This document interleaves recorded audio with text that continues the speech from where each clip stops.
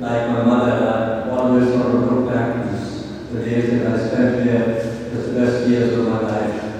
And I think what it is I have achieved in life is because of what I learned from the classroom, in the playing field, at the hands of the teachers, my peers, my friends. And I was very lucky that some of my friends, the friendship lasted almost all my life.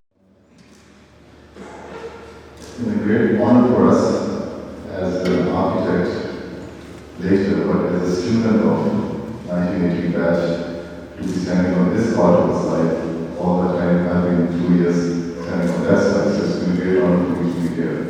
And certainly, I'm really privileged by Syed Babar Ali and the principal that I've been given an opportunity to work on a building that we so replenish our memories of.